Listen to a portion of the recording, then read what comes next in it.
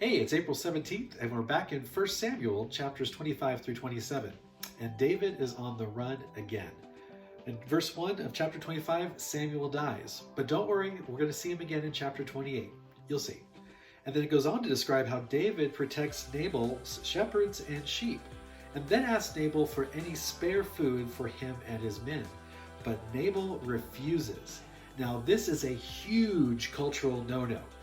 Remember what Lot did in Genesis 19 and the old man in Gibeah did in Judges 19, and what they were willing to do to protect their guests? Hospitality to strangers was mandatory, and even more so, if that's possible, for someone who went out of their way to help you.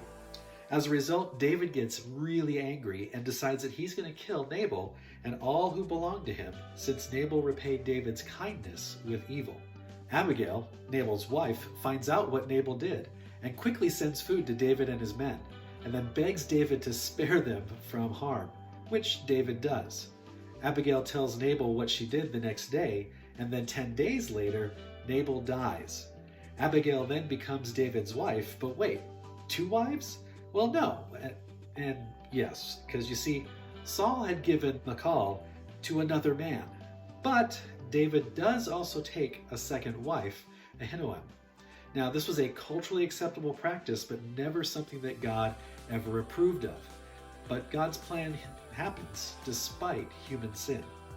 In chapter 26, Saul tries to kill David again, but David sneaks into Saul's camp, takes Saul's spear and water jar, gets to a safe distance, holds them up, and says, "Saul, I just took these from you. See, I don't want to kill you." Saul again promises to stop pursuing David. And then in chapter 27, David returns to the land of the Philistines to keep safe from Saul. King Achish, and yes, this is the same king that David pretended to be insane in front of back in chapter 21, gives David and his men the city of Ziklag, and David lives there for a year and 4 months. During that time, David would raid against Israel's enemies. He would tell Achish, however, that he was raiding against Israel. When he would raid, he left no one alive to be able to keep his secret, because after all, dead men tell no tales. So what can we take away from today's passage?